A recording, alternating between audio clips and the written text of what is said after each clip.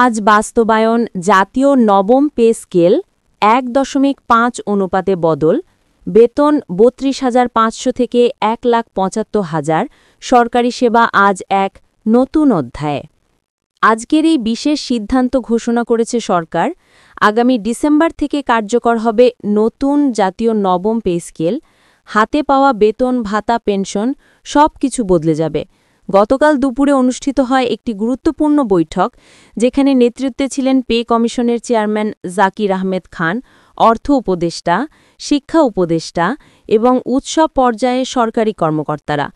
আজ আমরা আপনাদের কাছে এসব বিষয় একদম স্পষ্ট ভাষায় তুলে ধরছি, যাতে আপনি কোনো অংশ মিস না করেন, যাতে ভিডিও দেখে বুদ্ধি চলে না যায়। বন্ধুরা, বিস্তারিত আলোচনা যাওয়ার পূর্বে এখনও যারা চ্যানেলটি সাবস্ক্রাইব করেননি, এখনই চ্যানেলটি সাবস্ক্রাইব করে বেল বাটনটি অন করে দিন। বৈঠকে প্রথমেই বলা হয়, নতুন দলিল প্রজ্ঞাপনে অন্তর্ভুক্ত করা হবে ১.৫ অনুপাতে বেতন বৃদ্ধি, অর্থাৎ যে কোনো স্তর বা গ্রেডের আগের বেতনের ১.৫ গুণ হবে নতুন মূল বেতন। এরপর নির্ধারিত হয়েছে ১৩টি গ্রেড। গ্রেড ১ থেকে গ্রেড ১৩ ধরা যাক, সেক্ষেত্রে সর্বনিম্ন গ্রেডে সর্বনিম্ন বেতন হবে ৩২,৫০০ টাকা, আর সর্বোচ্চ গ্রেডে সর্বোচ্চ বেতন হবে ১,৭৫,০০০ টাকা।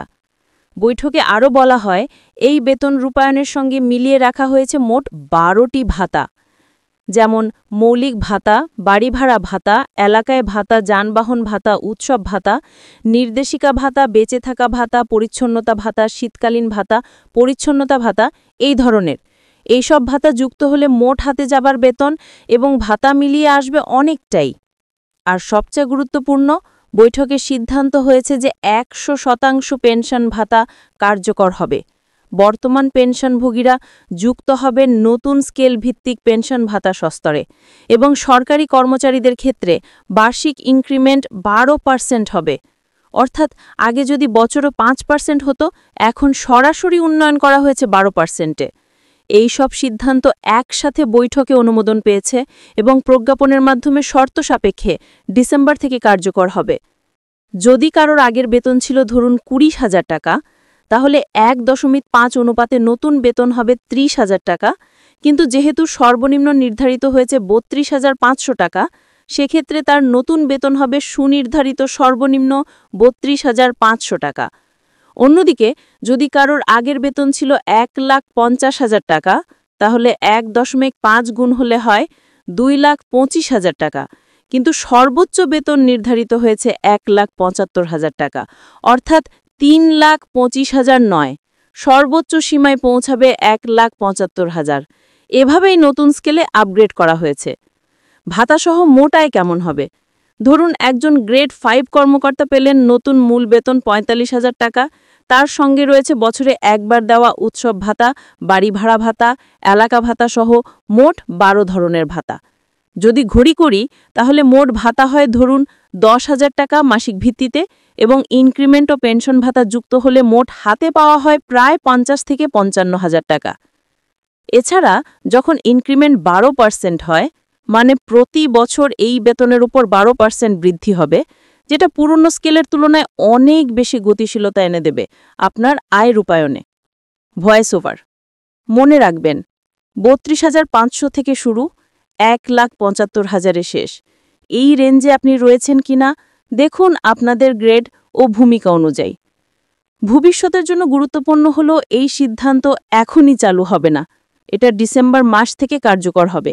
অর্থাৎ আজ থেকে প্রস্তুতি নিন, আপনার গ্রেড নিরূপণ করুন, আগের বেতন আয় খতিয়ে দেখুন এবং নতুন স্কেলে আপনার স্থান কোথায় হবে তা নিশ্চিত করুন।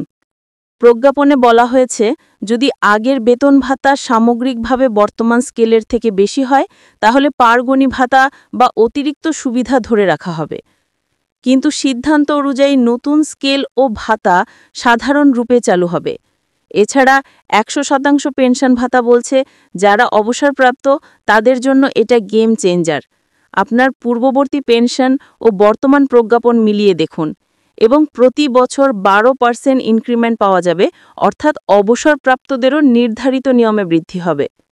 নতুন স্কেল ১.৫ অনুপাতে মূল বেতন ১৩টি গ্রেড, সর্বনিম্ন বেতন ৩২,৫০০, সর্বোচ্চ 1,75,000। মোট 12টি ভাতা যুক্ত হবে বেতনের সঙ্গে, ইনক্রিমেন্ট বার্ষিক 12%।